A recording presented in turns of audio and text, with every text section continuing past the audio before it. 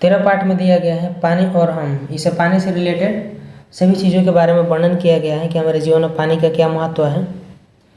गतिविधि 1 में दिया गया है कि इनमें से कौन सा कार्य पानी के बिना होगा। पहचानो को और उस पर पेंसिल से घेरा लगे। पानी के बिना तो जैसे कटहल काटना पानी के बिना यह काम है। पेपर पढ़ना, कपड़ा धोना, मकान बनाना, बर्तन धोना, भोज खिलाना, नहाना, खाना पकाना, रंगा पूरी पुताई करना, सब्जी उगाना, इस सब में पानी का काम है। जैसे कपड़ा सुखाना, तो कपड़ा जिसे सुखाना है, सुखाने की यहाँ पे बात कर रहे थे, इसको हम घेरा लगा देंगे। ठीक है, यदि कपड़े की सुखाने की यदि बात यहाँ पे सुखाने की बात आए तो यहाँ पे पानी के बिना होगा। गीला कपड़ा उसको सुखाएंगे तो हम पूछ रहे हैं यहाँ पे कि इनमें से कौन सा कार्य पानी के बिना होगा। तो सुखाने की जो प्रक्रिया है, सुखाना भी एक काम है, कपड़ा को सुखाना, तो बिना पानी का होगा, यानी गर्मी के कारण सूखेगा, तो यहाँ पे गोल घेरा लगा देंगे।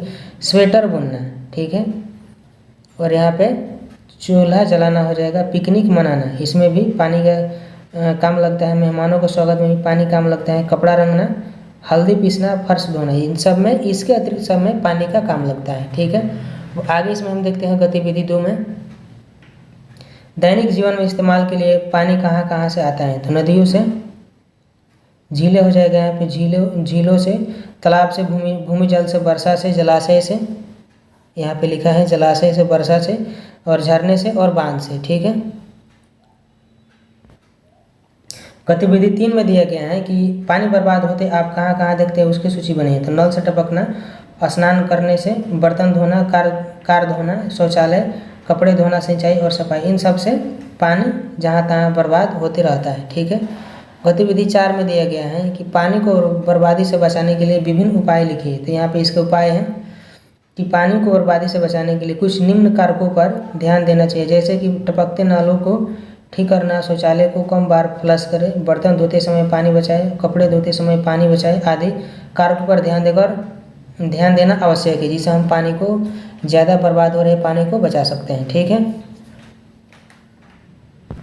चलिए 5 नंबर गतिविधि में दिया गया है कि बाढ़ से आप क्या समझते हैं, लिखिए।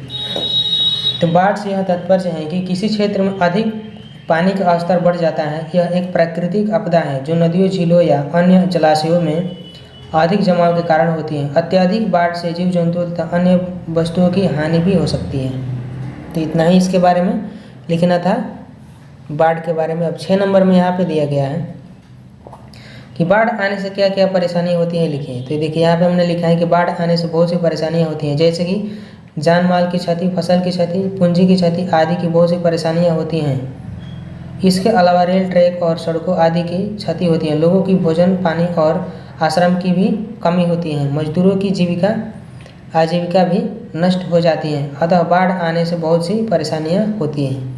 ठीक है, 7 नंबर यहाँ पे गतिविधि में दिया गया है कि बाढ़ के लाभ और हानियों को लिखे। तो बाढ़ के लाभ क्या है यहाँ पे दिया गया है। बाढ़ आने के कई लाभ हैं, जिनमें मिट्टी उपजाऊ बनाना, भूमि को रिचार्ज करना और कुछ जलीय जीवों को आवास प्रदान करना शामिल है, जो लाभ के बारे में है।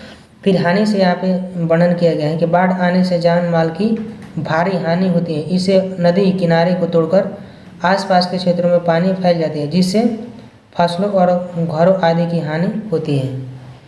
तो गतिविधि 7 हमारा कंप्लीट हुआ। अब 8 में यहाँ पे दिया गया है कि अगर आपके क्षेत्र में बाढ़ आने की चेतावनी हो तो उससे बचने और जीवन निर्वाह करने के लिए आप क्या क्या तैयारियाँ करेंगे। तो बाढ़ की चेतावनी के समय अपने परिवार को बचाने के लिए आपको ऊंचे जगह पर जाना चाहिए, आवश्यक वस्तुओं को इकट्ठा करना चाहिए और स्थानीय अधिकारियों द्वारा जारी किए गए निर्देशों का पालन करना चाहिए, ताकि हम अपने परिवार से सबको आसानी से बचा सकें। चलिए आगे इसमें गतिविधि 9 में देखते हैं। 9 में यहाँ पे दिया गया है कि आपकी जानकारी के अनुसार विभिन्न प्रकार की आपदाओं को प्राकृतिक और मानव जनित आपदा में वर्गीकृत कीजिए।